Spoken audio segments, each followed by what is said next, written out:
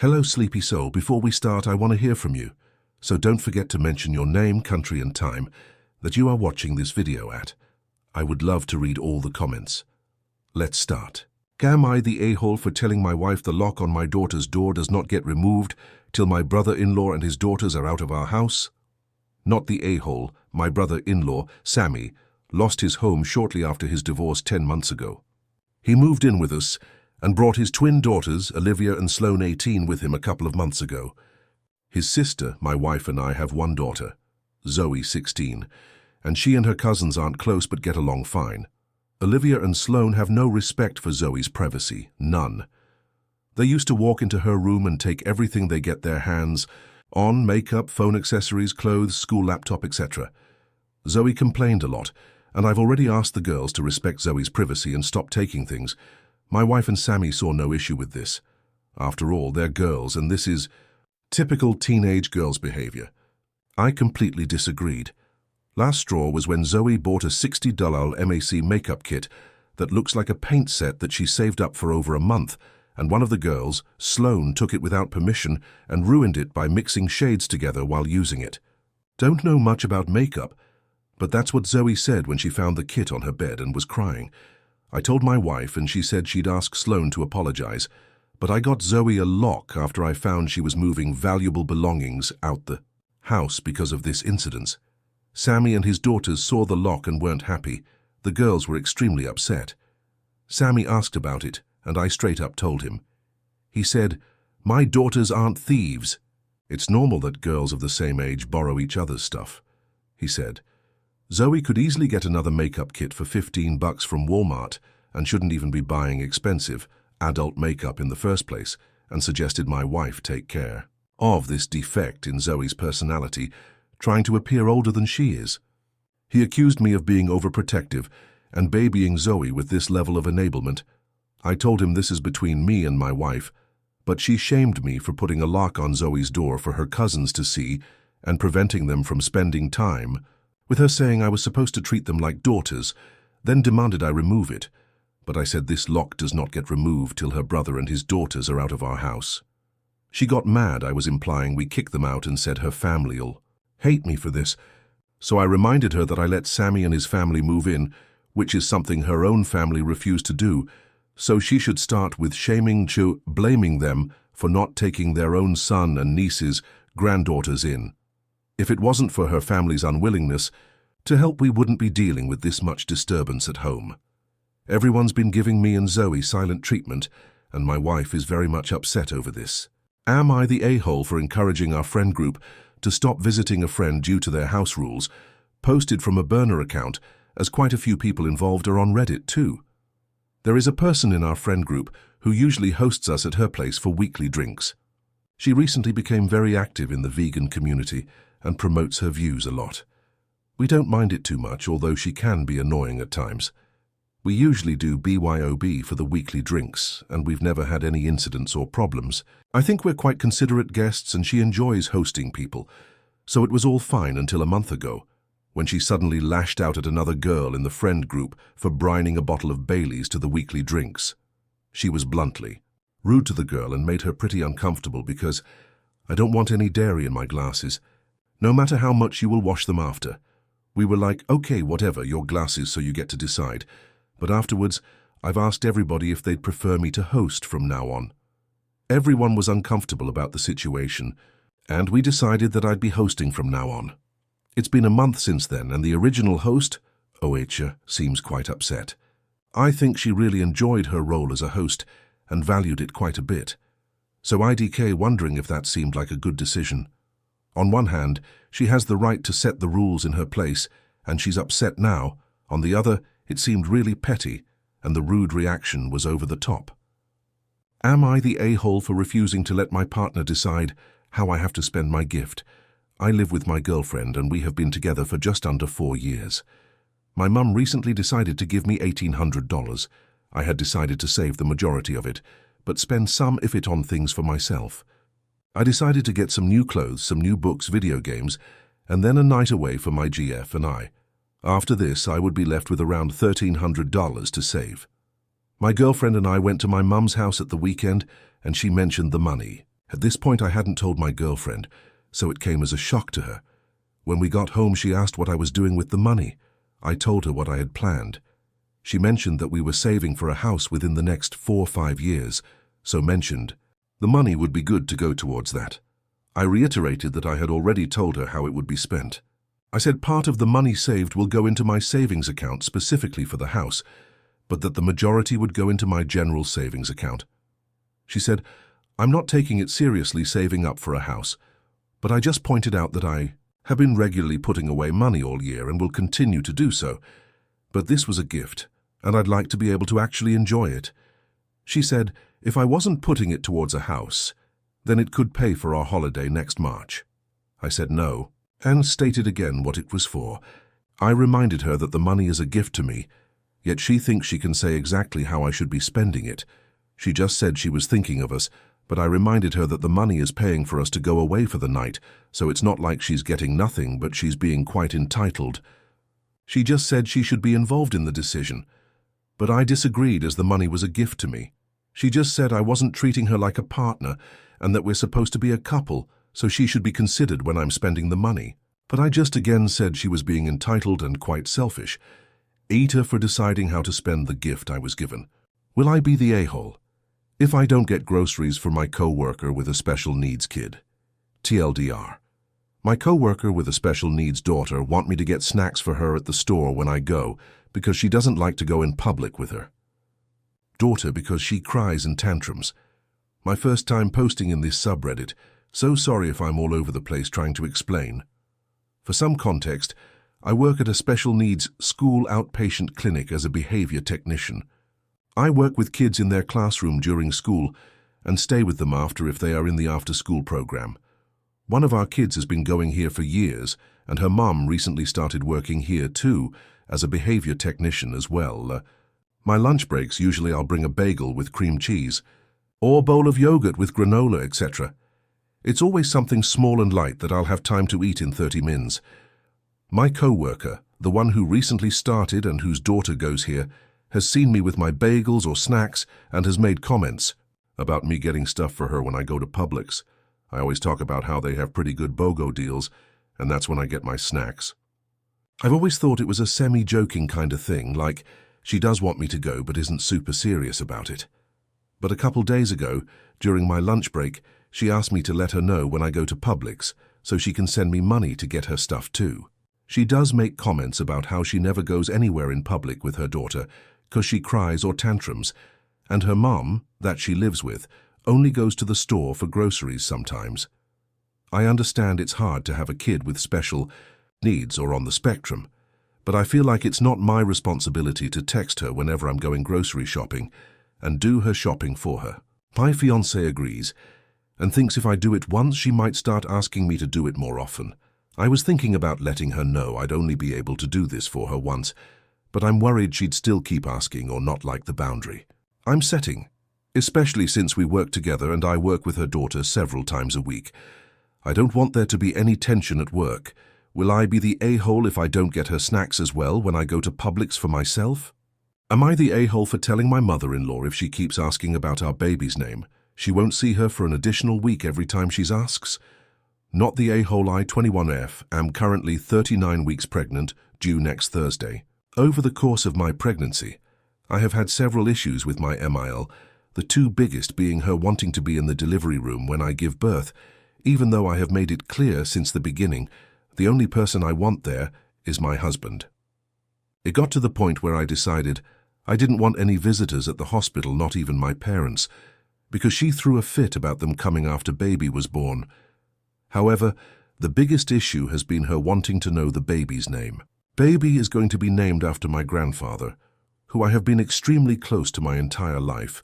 Because of this, we decided to keep it a secret, so it could be a surprise to him once she is born. My Mael even went as far as snooping through my hospital bag to try and find either the sweater or the Welcome to World sign that has her name on it. Luckily, I caught her before she found them. Yesterday, she called my husband again, asking why she can't know the name, even going as far saying, "What if something happens to me and I never get to know my baby's name?" For reference, she is in good health and does not work a dangerous job. After my husband informed me of this conversation, I called my Emil and told her as of now, she will not meet the baby for at least 3 weeks after she is born, and each time she asks about the name after this point will be an additional week. She will not meet her. She says I am being cruel and denying her her baby, so AITA for telling my Mil if she continues to ask about my baby's name, I will not allow her to meet the baby for another week. Update. Not sure how to update my post, so I hope this works. First, to answer some questions. This is my Emil's 4th grandchild. However, they do not see the other 3, but maybe 3 or 4 times a year. I am not sure why my Bill and Sil live about 4 hours away and do not allow the kids to come down here. Second, my husband does support my decision. However, he struggles a lot with setting boundaries with his family. He was raised with the "they are blood, so their actions are okay" mentality. This is something we are working on, and yes, his family, not just his parents, take full advantage of him. He is a teddy bear. And this is not the first time since we have been together that a family member has ran right over him. He did end up cutting the other family member off, but I don't see him doing that to his mother. On to the update. After waking up this morning and reading all your comment, I sat down with my husband and showed him this post. After he read all the comments, something clicked in his head. He agreed. This behavior is not okay and apologized for not being firmer with his mother. We have decided we will not be telling anyone when I go into labor, except for a trusted friend who will be taking care of our dogs and horses, and will inform my LD team no one is to come in under any circumstances. He also sent his mum the following message. Mom, after the conversation we had yesterday, your behavior has gotten out of hand.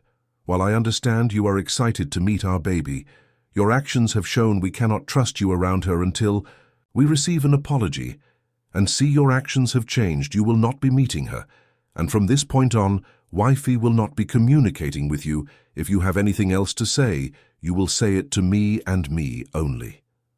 I am very proud of him for standing up for his family. We will see how things progress, but at this point, I am checking out and focusing on myself and baby.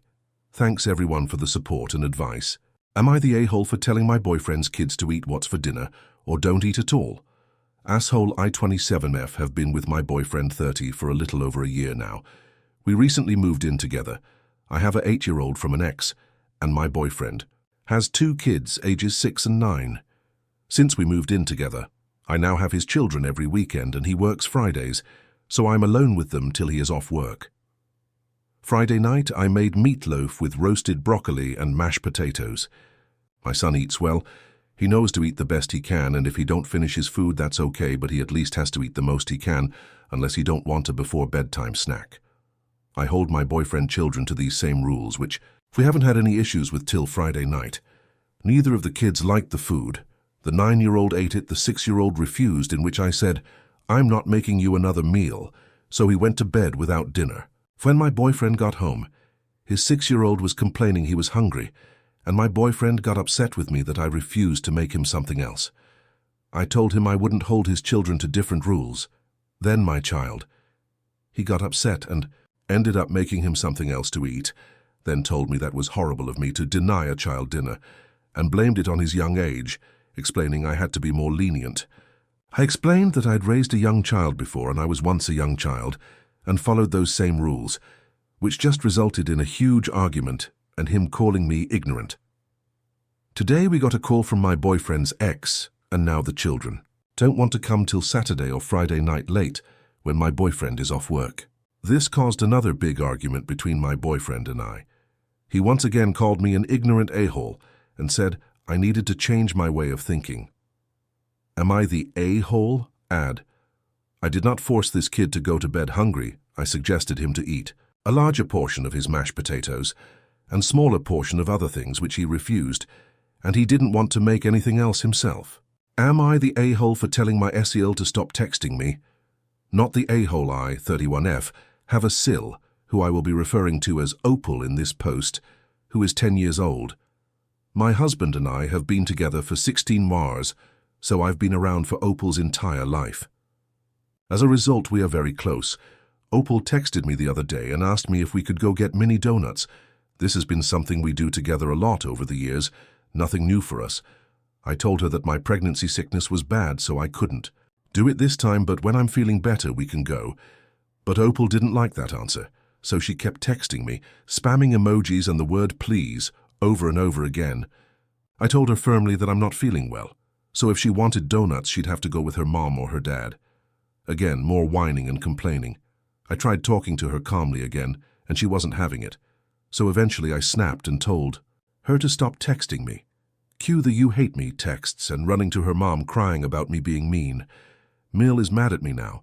She says that I was too harsh with Opal and that I should respect her feelings more as she grows into a young lady, and that I've ruined the lines of communication by asking her to stop texting me. Am I the a-hole for telling my SIL to stop texting me? Am I the a-hole for telling my brother-in-law that his sister is a stranger to me, which my own sister said was insensitive to his childhood experiences? Not the a-hole for anonymity. I will call my sister Emma, her husband Chris, and Chris's sister Zoe. Chris and Zoe went into the system and were separated at a young age. Chris signed up for an online DNA registry so possible relatives could reach out, which led to Zoe finding him.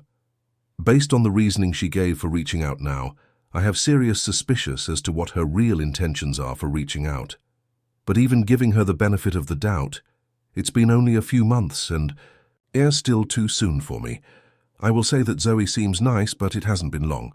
I don't know what kind of person she is or how stable this relationship is, which is why I am not comfortable introducing my children to her beyond shared holiday events or having them interact with Zoe beyond that capacity. Emma and Chris are pushing me to get the kids more involved, specifically shared auntie days and play dates with the cousins since me and Zoe's kids are similar in age. I try to be polite, but my sister and BL keep finding ways around it, so I decided to be truthful. I explained to Emma and Chris why I was not comfortable with my kids interacting with Zoe beyond special occasions, which led to a disagreement. They said that they want Zoe and her kids to feel included by the entire family, especially given Zoe's circumstances. My children have already experienced trauma related to losing family members. What if I let them get attached to their auntie, and cousins, Bill and his sister, decide to have a falling out, and then Zoe and her kids suddenly vanish from our lives? I have to be cautious for my kids' sake and consider how they will be affected. I told Emma and Chris that I will reconsider if it is proven with time that this connection is stable and honest on Zoe's end. But frankly, Zoe is a stranger, and the needs of my kids come before a stranger and her kids. Chris asked me to leave, and Emma later berated me over the phone. She said it was my right to have opinions, but what I said was incredibly insensitive to Chris's childhood experience. She says I have shown a lack of empathy towards Chris and should consider how he feels growing up without family, and now having the family he found reject Zoe and him by extension. I will not apologize for setting a boundary of putting my kids first. However, is Emma right that the way I said it was unacceptable, and my statement was insensitive to Chris's childhood experience? Am I the a-hole? Am I the a-hole for throwing a slight tantrum after my mom made me pay for something for my sister? Not the a-hole. I, 17F, have been working hard for 3 weeks, collecting cans and bottles to sell for money for my grad night trip. Today, I finally went with my mom to sell all the bottles, not the cans I've collected. And for my effort, I got $23 whole just for me. My mom, 53F, also sold the bottles she's collected. This will be important later. After selling all the bottles, we went to pick my younger sister, 16F, from school. She had $20 and wanted to buy the new Hunger Games book that came out just this day, March 18th. So we went to the closest Barnes & Noble, and she got the book Sunrise on the Reaping. It was $30, and she only had $20. I didn't notice and wasn't paying attention. I was busy playing with a cute bunny toy when my mom called my name, and I was so confused. My mom had gotten $26 from the bottles and cans she sold, so she had money, and yet asked me to help my sister pay for the book. Now, normally I wouldn't mind, but I had spent 3 weeks going to my teachers and taking their bottles, picking the bottles from the streets in front of people. I have severe social anxiety, but I bared through it all for the money. And here, my mum was telling me to give my hard-earned cash to my sister so that she could buy the book. I tried to protest, but she wasn't having it. I was devastated. I didn't want to hand over my money. After a small and short accidental tantrum eventually, we reached an agreement that she would pay me back the money. It still hurt, but whatever, at least I would get my money back. But now she's mad at me for embarrassing her. I understand her, I really do. I am 17 after all, but she isn't considering how embarrassed I was. I isn't considering my feelings. So AITA update. For anyone who was curious or just wanted to know I wasn't kicking and screaming yelling that it's not fair. I was standing with my mouth wide open in shock while telling my mom no. Also, my sister is innocent in this, she didn't know what was going to happen. And my mom does this thing where as long as you cover the majority of the cost, or you pay her back, she will help cover the rest. So please no hate for my sister. Update 2. I would like to thank everyone who took the time out their day to comment under this post. I want to genuinely apologize for making it seem that I was being misleading in my post. But I would like to point out that my mom knew that we were going shopping for the book, and my mom knows that Barnes & Noble is expensive, and in my mom's words, she would be replace my money, because she in fact left the money in the car on purpose. But me and my mom already reconciled and I apologized to her, and she apologized to me. So I will be ignoring the comments. My mom did read some of the comments with me, by the way. Am I in the wrong for refusing to babysit my half-siblings and telling my dad I'm not his backup mum? Advice. Needed, I read it, I, 19F. Think I might have gone too far, but I need some outside perspective. For context, my parents divorced when I was 12 because my dad cheated on my mom with a younger woman, Emily, now 31F.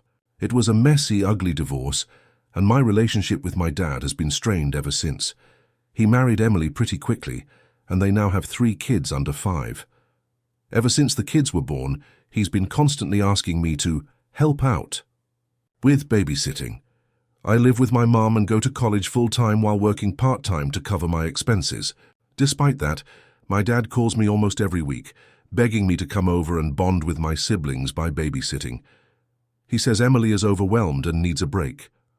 I honestly don't care. I never wanted siblings, and I'm still not over. The fact that his affair blew up our family. I've told him I'm busy with school and work, but he keeps guilt-tripping me, saying things like, family takes care of family. Last weekend he called again, practically demanding I babysit because Emily had a mental breakdown. I lost it. I told him, I'm not your backup mum. You chose to have more kids, and that's not my responsibility. He got quiet and then said, I thought you were more mature than this, before hanging up on me. Now both he and Emily have been sending me messages, calling me selfish and saying that I'm abandoning my family. My grandma even chimed in, saying I should help my father in his time of need. But I feel like he's just trying to dump his problems on me because he made bad choices. My mom thinks I did the right thing, but now half my family is pissed at me. AITA for refusing to help and saying what I did. If I break up with my fiancé after he said he won't take care of me and our 3-month-old son while admitted at the hospital, advice. Needed update. He's 3-month, already discharged, and we're going home. Just wanted to update everyone who wished him well. I didn't expect this post to blow up so much I couldn't even read all of the comments. I genuinely thank you all for being a source of comfort in this trying time. As for the relationship, I decided to focus on the little one first and get him through this sickness before I tackled the issue. I'm a walking ball of tired right now, but I am happy that he has gotten well enough to be discharged from the hospital. I am seriously considering all of your advice on how to move forward, but I just don't want to do anything definitive right now because I have no mental capacity to do so. I saw some commenters saying they've been in abusive relationships, and I want to send you all a quick hug and hope that everything's all right with you now. As for those who think I'm tough because I can't take care of my son on my own, let me just say that not all infants are the same. Mine is still feeding every 2 hours day and night.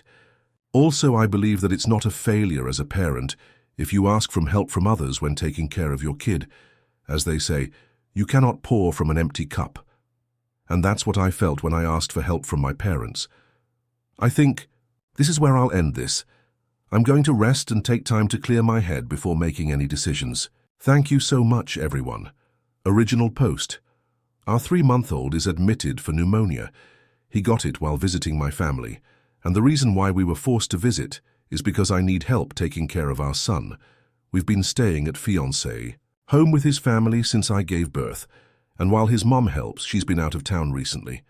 The rest of his family does a little bit from time to time, but it's never really anything significant. He has a full-time job, so he can only truly help out on the weekends.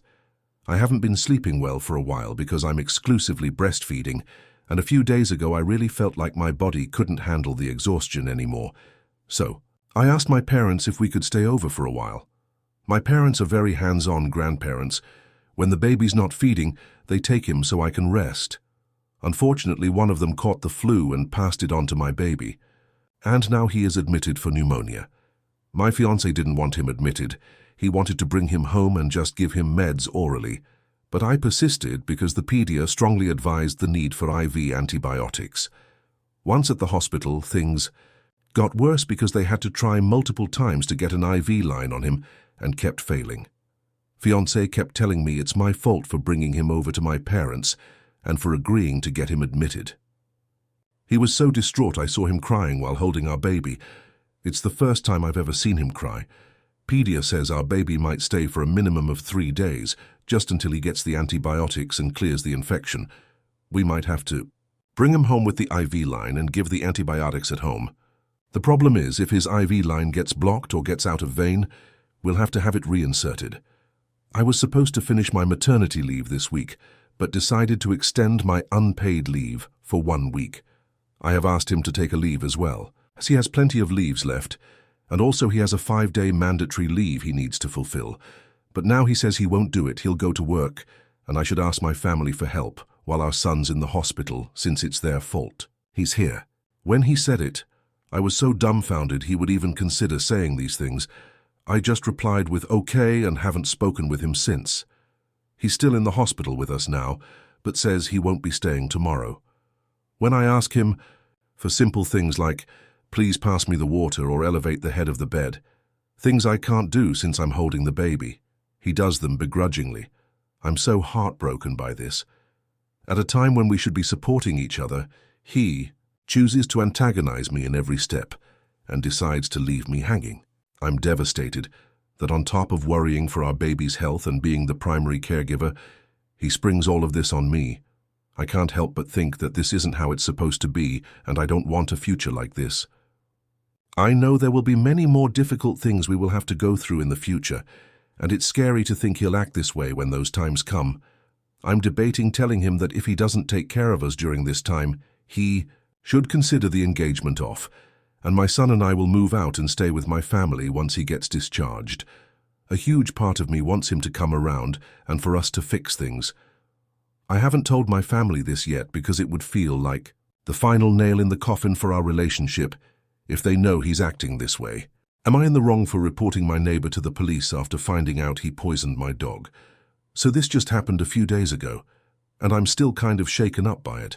I'm wondering if I did the right thing or if I overreacted. I came home from work, just like any other day. I was looking forward to seeing my dog and just chilling for the evening, but when I walked into the backyard, I saw him lying there. At first, I thought he was just resting, but when I got closer, my heart sank. He wasn't moving, his eyes were barely open, and he could hardly lift his head. I freaked out. I immediately scooped him up and rushed him to the vet. At the clinic, they told me my dog had been poisoned. My whole world kind of spun for a minute. It was touch and go for a while, but luckily he survived. I'm so grateful he made it through, but it was a really close call. After he started getting better, I just couldn't wrap my head around how this happened. My dog's not the type to eat something random off the ground, so I was trying to figure out who could have done this. Then I remembered I'd recently installed security cameras in the backyard, mostly because of some random people trespassing a few months ago. So I thought, why not check the footage? Maybe I'll see something. I was honestly expecting nothing, but when I watched the footage, I couldn't believe my eyes. There it was, my neighbor, who lives right next door. He walked up to the fence and tossed something over. Not even 5 minutes later, my dog sniffed it, ate it, and collapsed. I was just stunned. I knew without a doubt that he was the one who did this. I didn't know what else to do. I couldn't just let this go, not after everything. So I called the cops and reported him for poisoning my dog. They came, took a statement, and said they'd look into it. I was shaking the whole time. I couldn't believe my neighbor, someone I've known for years, would do something like this. Now I'm second-guessing myself. Was calling the police too much? I mean, this is serious, but at the same time, it could seriously mess up his life. Part of me feels like I had no choice, but another part of me wonders if I should have tried talking to him first, or maybe just handled it differently. So, AITA for reporting my neighbor to the police after he poisoned my dog. Am I in the wrong for refusing to let my mother-in-law be alone with my baby after what she did? My husband Kyle, 34M, and I, 31F, just had our first baby 3 months ago. Since our son was born, my mother-in-law, let's call her Tremaine, been overbearing, constantly giving unsolicited advice and making passive-aggressive comments about how I parent. One of the biggest points of contention has been feeding. I'm exclusively breastfeeding, but Tremaine insists that formula is better because breastfed babies are too clingy. I've told her multiple times that this is our choice, and Kyle has backed me up. Last weekend, my lovely Tremaine came over to help while Kyle was out running errands. I went to take a quick shower, leaving her with the baby in his crib. When I came back, I saw her holding a bottle and feeding my baby formula. I was in shock.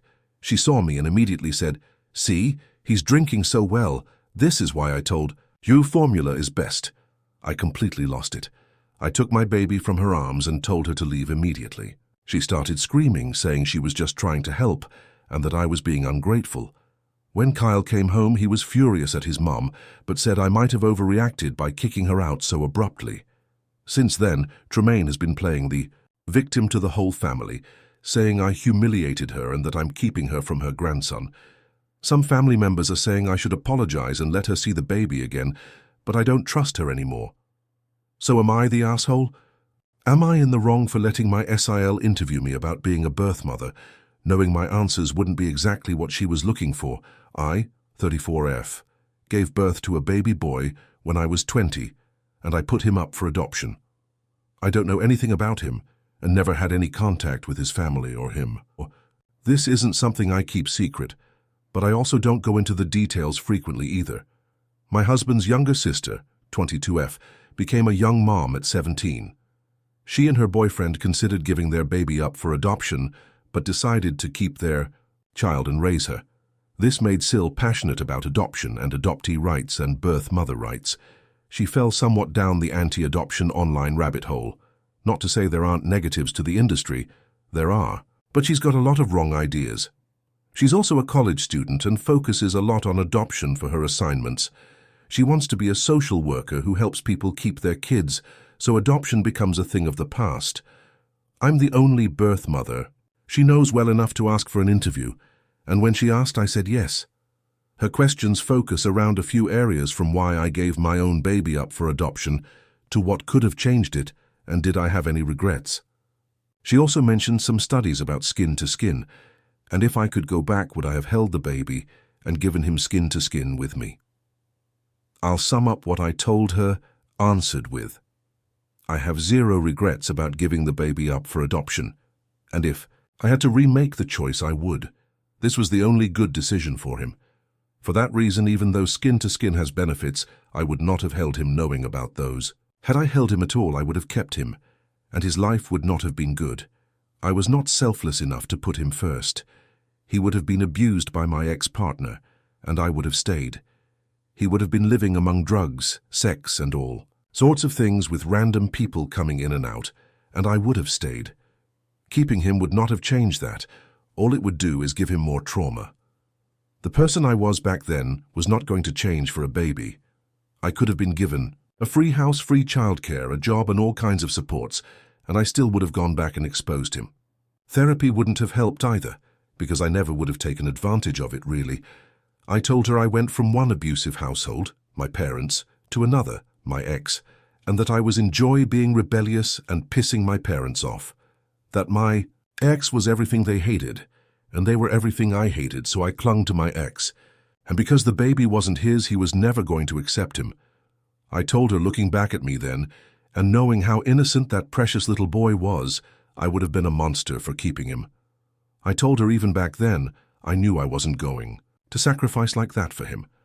I told her loving and wanting him wasn't enough, because I wouldn't have given him a good life. Sil argued with me on the point of resources. She said I have no way of knowing if I would have made a better life for us if they was offered. I told her I do know. I told her I know that 20-year-old me better than anyone ever will, and the only life I would have given him would be one full of abuse and neglect, that he never would have been my #1 priority. She argued adoption. Might not have given that to him either, but I told her it gave him more of a chance than staying with me did.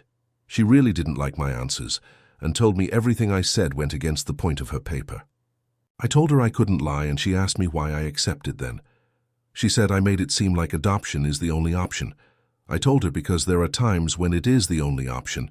She's mad about it, and my husband told her she came to me and was wrong to be mad at me for answering the questions honestly. She said I made her work harder. Am I in the wrong? And I'm asking because I knew my answers wouldn't be the kind she wants to write about, but I agreed to do this anyway in part, to try and open up her mind. Am I in the wrong for naming my son after me, after his dad ghosted me in the hospital and tried to use me for a green card? I dated a Nigerian man for 6 months before finding out I was pregnant in Jan 2022. The relationship fell apart quick. Cultural differences, emotional abuse, all of it. I decided early on I'd be a mum with or without him. Pregnancy was rough. Depression meds, weight loss, mentally drained. Fast forward to Sept 2022, I give birth. Out of desperation and postpartum emotions, I reach out offering a DNA test and even told him he could name the baby. No response, calls, texts, voicemails, nothing. After 3 days in the hospital, I named my son myself. I still gave him one name his dad mentioned, but used my last name. Didn't know if dude was ever coming back, and I wasn't naming my baby after a ghost. Months later, he shows up, gets the DNA test, we reconcile briefly.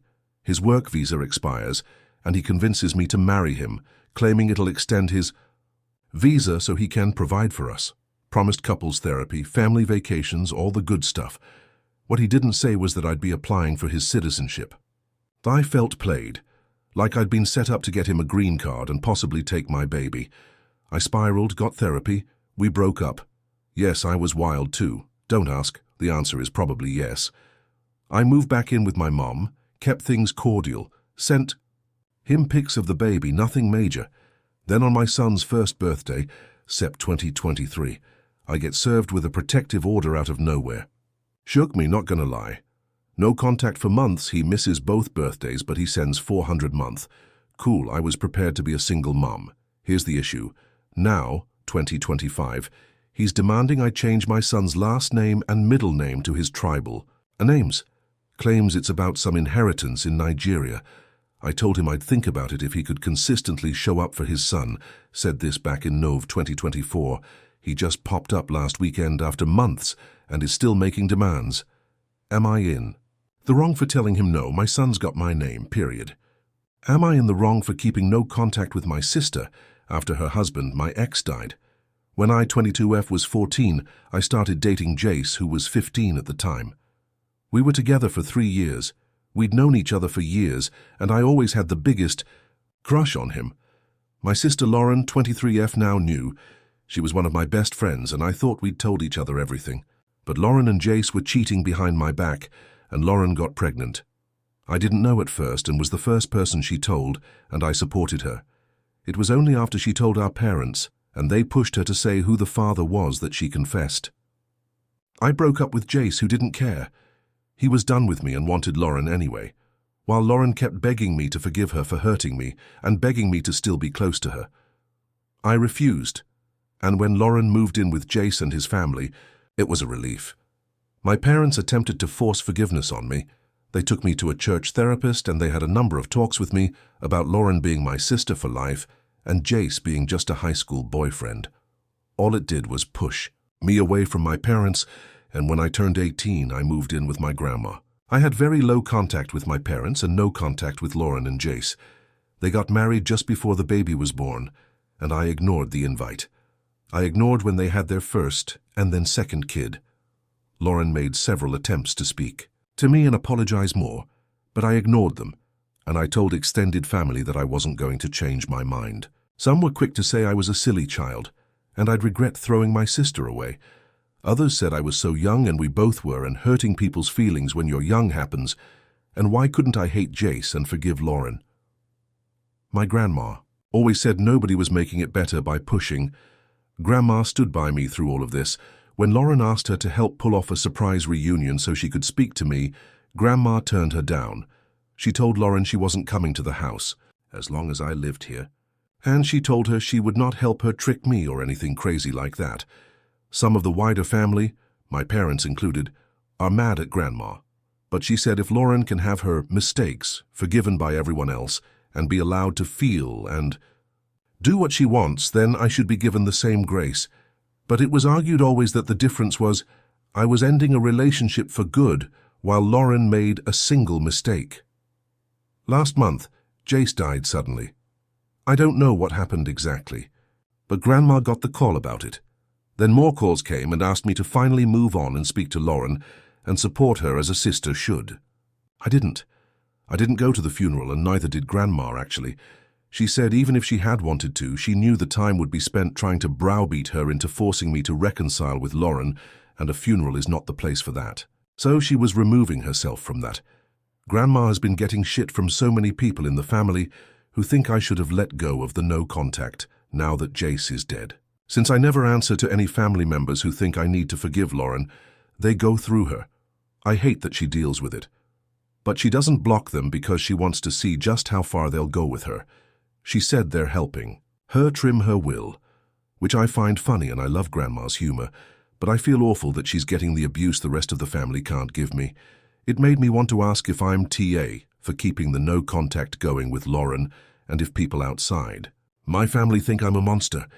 I have the support of friends and also some family. It's just, I know we were really young when all this happened. I know once Jace cheated with Lauren, he would have done it with anyone. So I know it's not like we'd have lasted like I imagined. But Lauren doing it to me just makes it worse because I loved and trusted and was there for her. So she betrayed me and even leaned on me when their cheating led to a pregnancy. Ever since I found out, I wished she wasn't my sister. I could never see even a civil relationship for us in the future, but I'm aware that it might make people think I'm TA and not her, especially now that Jace has died. So am I in the wrong? Am I in the wrong for giving the baby my last name? So here is the dilemma. Me, 28F, and my boyfriend, 30 have been dating for 3 years, but we are not married. Moreover, he proclaims that he doesn't believe in formal marriage and says it's a scam for men. Recently we've had an oops and I got pregnant. And while it wasn't planned, we talked about children before and both wanted to be parents eventually. However, he wants to give the baby his last name, and I think that no ring mean ties. Baby gets my last name. Now he is saying that I am holding the baby's name hostage and pressuring him into marriage, and that I am an AH. So, Reddit, am I? Edit. Many people are proposing hyphenating as a solution, but both our names are long and pretty difficult to spell as is. A hyphenated last name will make the kid sound like some royalty, lol edit too. Overwhelming majority of the responses here seem to be favoring giving the baby my last name. Thanks guys, I'll stand my ground then. Am I in the wrong for not wanting my friends' unvaccinated toddlers around mine? For some context, I have a newborn at home who is too little for the MMR vaccine. There is an active outbreak in my area. None of my friends have vaccinated their children for their own personal reasons.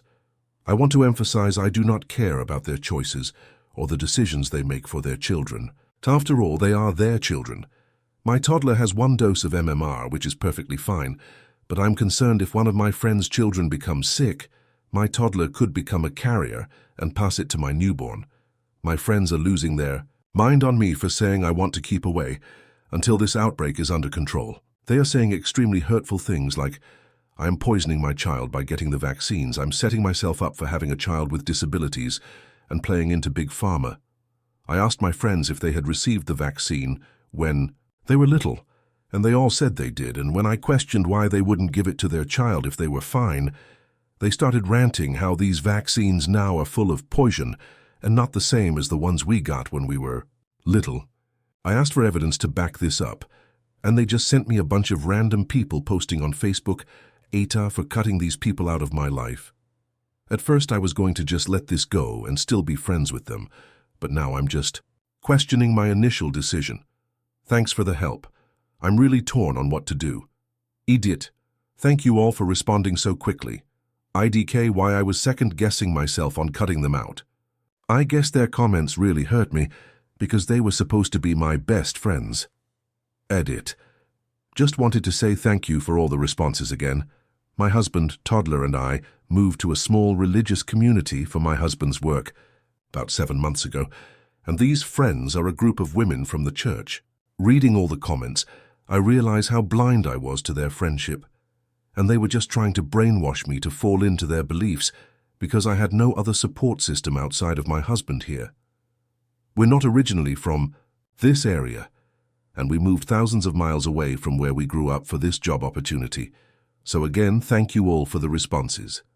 Between the fresh postpartum haze and all of the other stress I have, your comments brought me back to reality. Am I in the wrong for asking a guy to hang out with me, and then second thinking it? Advice needed. I-20F asked a guy 90 mim for his number yesterday, and I texted him and asked him if he wanted to hang out with me tomorrow. He said he was down, but he had some complications, and basically I ended up telling him that I would drive and pay and everything. Yes, I know this comes off as desperate, but everyone hear me out.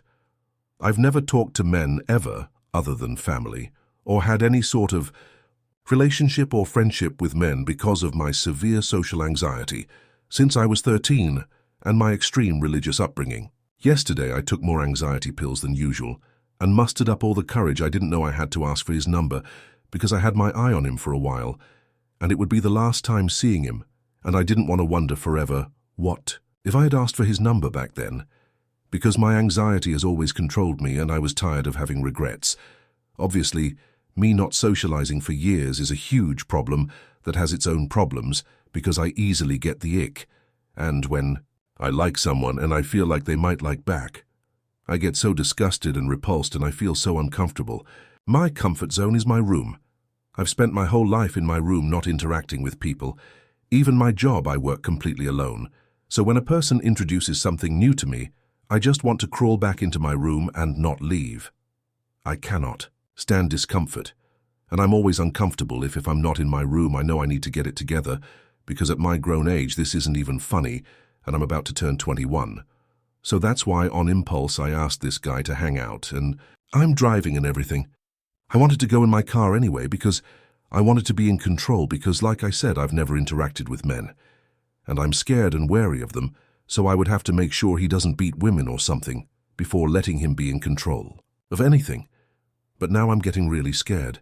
I honestly don't know what he thinks of this. I know he was very shocked when I asked for his number because he blushed and stuttered, but other than that, I don't know anything.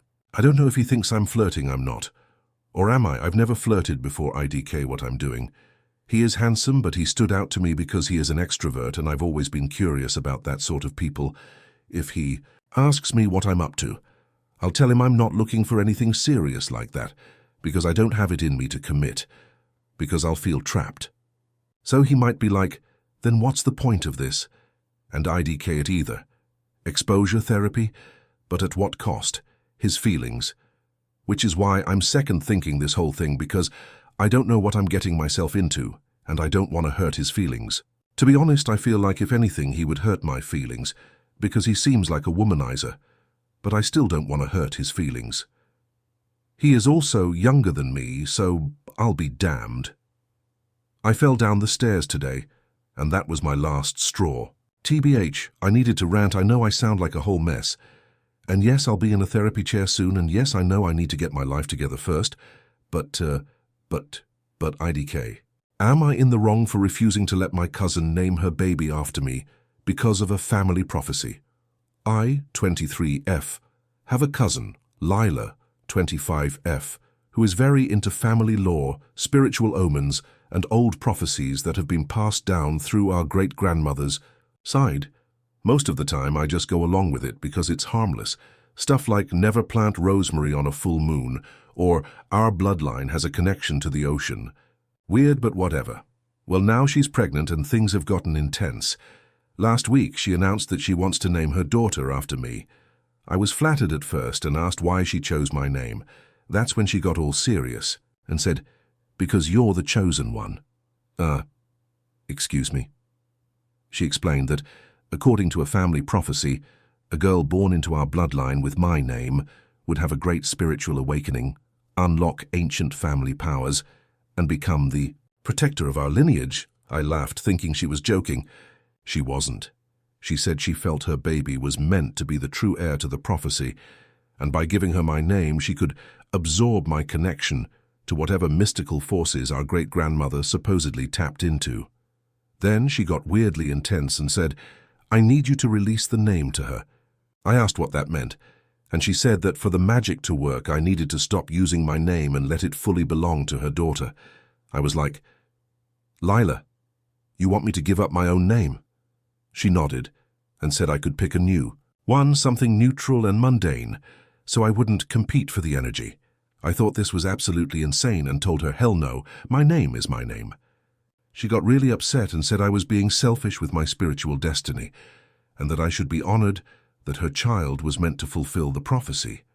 Now some family members, who are also into the whole mysticism thing, are saying I should at least consider it because this is bigger than me and the prophecy has never been wrong before. I honestly don't care if the kid gets magical powers or not.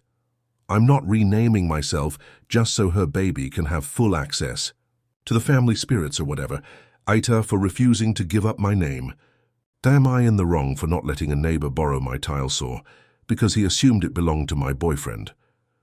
My boyfriend and I have a bit of an untraditional relationship. I, female, am the builder, fixer, etc., and my boyfriend isn't really good at that type of stuff. My garage is filled with tools that I have collected over the years, a lot of expensive tools. A young couple just bought the house across the street from us. The houses aren't too far apart, and I guess our new neighbors have seen into our garage when my boyfriend and I hang out in there. The husband came over to introduce himself, and he briefly nodded at me, yet he shook my boyfriend's hand and was friendly to him while introducing himself. It made me feel very dismissed, TBH, like I'm not his equal. He mentioned that they're having to retile the kitchen and do a bunch of other repairs, as the house was a bit of a fixer-upper. The elderly lady had lived there for 55 years before, dying recently. He said that they were a bit broke after buying the house, and he is having to do the repairs himself and learn how to do a lot of this stuff. My boyfriend kind of just smiled and nodded his head because he hates DIY. He finally asked my boyfriend if he could borrow his tile saw and maybe a few other tools, and maybe my boyfriend could give him some YouTube suggestions. He offered to give it back like he borrowed it, and said he'd buy him a case of beer for the trouble. This was the point where my boyfriend mentioned that all the tools in the garage belong to me, and that he has no clue how to build or fix anything. The guy was surprised, but gave me a half smile and said, "Oh, I guess I should have asked you then, what do you say? Offer still stands." I was kind of annoyed, and I told him that maybe another man in the neighborhood can help him, and I'm just a woman, so what do I know? I was admittedly very snarky. My boyfriend kind of thinks I was needlessly an asshole to our new neighbor. I think the guy should have apologized for his incorrect assumption before asking me to borrow my tools. I hate when men assume my boyfriend does man stuff, and I'm supposed to do woman stuff. It happens occasionally, which, by the way, who asks someone they don't even know to borrow a tile saw? Tile saws aren't cheap, especially not the one I own, AITA. My boyfriend and I aren't really stressing over it, but I just wanted an unbiased outside opinion. Edit. So many people are saying, how did he disrespect you by making assumptions? If it was just the assumption, I would have probably been nicer. But the fact that he wouldn't even shake my hand and was barely willing to look at me made me feel like I wasn't even in the room. He was so friendly to my boyfriend, yet it was like I was invisible until he wanted to ask me for my tools. He was all, "It's so nice to meet you," and incredibly chummy to him, yet barely acknowledged my existence. Many of you are saying it might come across as flirting with another man's woman to be friendly to me. First off, I'm not his fucking property. Second of all, a handshake and saying it's nice to meet you isn't exactly fucking groping me and slapping my ass in front of my boyfriend. It's just called basic fucking manners, which many of you don't have, apparently. Lastly, it doesn't hurt you to not make assumptions about other people. Your penis won't fall off if you ask, oh, which of you maybe works in trades? Am I in the wrong for refusing to met the biological child I do not claim? When I, 28M, was 16, I was groomed later, SA-ed, by today's standards, by my manger 23F at the time. She had gotten pregnant. Now that child has reached out to me. It has gotten to the point that they are stalking me online. The mother contacted my girlfriend, who is rightfully upset. It feels like they took away our safety. I have become paranoid in public. Everyone that I talk to about this, including my boss, since he noticed my work has been slacking, has told me that I own this child a meeting, that every child has the right to know who their parents are. I disagree. I wanted nothing to do with that child when I was 16 and still do not want to be involved. My girlfriend thinks if I met him, all this would be over. I think they will want more from me. I feel like this makes me an AH, since I also never financially provided, and most likely won't. I want this to stop. Update. To start, I was not, and still. I'm not on the right headspace to revisit trauma that occurred 12 years ago. I also know that there are freaks who only want more details about the rape to wank off to. To clarify, I grew up in a Catholic household, the fourth child out of 12. Being born a male meant at 16 it was required by my parents that I get a job to help financially put food on the table. At 16, we siblings were taught abstinence until marriage, that any sexual act violates our body and breaks the trust and bond towards our future spouse in the eyes of God, which is why I never proposed to my girlfriend. We were never taught to not trust adults. Our parents failed to teach us consent, power dynamics, and grooming tactics. I was a prime target. The grooming started with attention I liked, as I didn't get it from home. Positive affirmations about my work. Soon there were friendly lunches. I mean, to me at 16, we were friends eating lunch together. Nothing strange. She gifted me clothing, that is when I felt uncomfortable. The clothes stayed in my closet until one of my siblings started wearing them. Nobody in my household questioned where the clothes came from. I tried to make excuses as to why I couldn't be alone with her. I have too much work right now. Eventually, she called me into her office and asked if I knew the age of consent. I didn't. 16 is the answer. She admitted to being attracted to me, that if I was to keep being a man and providing for my family, I would do as she instructed. I didn't say, no, I'll fight back. I was scared of losing my job. I was terrified of my parents finding out. I blamed myself for having my virginity stolen. We now know that cases of SA and rape are difficult to prosecute. The victim's testimony is what matters the most. I was a male, so I had that against me. I didn't fight back or say no. Clearly that means I wanted it, right? I wanted to brag to my peers. What peers? My siblings, other children that attended the church? About bagging some hot 23-year-old that I worked for? Society 12 years ago viewed male victims differently than they do now. The guilt of sinning had eaten at me. I went to confession and told everything. I was told by the church to remain hushed. I was silent for 12 years. Now my parents know, and they resent me for denying them a relationship with their grandchild. My siblings want to stay away from their children. I asked my girlfriend for space so she isn't a casualty in my shit trauma. My boss reached out and apologized for what he had said in the moment. He thought about it and realized that he may have negativity affected me. He also offered to pay for my mental health care at the really nice facility he found that specializes in rape trauma. He reassured me that my job with his company is secured. I may take his offer. Reading some of these comments, I realized that I am not okay. I also reached out to my cousin's wife, divorce lawyer. She says if I take any legal action, the outcome may not be what anyone wants. The word would get out, and that child will also be known as having a child rapist for a mother, along with a dad who left them. She is preparing medical records to send over and a verbal warning about the online stalking. I don't know who is behind. The screen. A tech-savvy 11-12-year-old wanting answers, or her using this opportunity to victimize me again. Either way, no matter what I choose, I will be considered an AH with trauma, and that child will have some sort of trauma as well.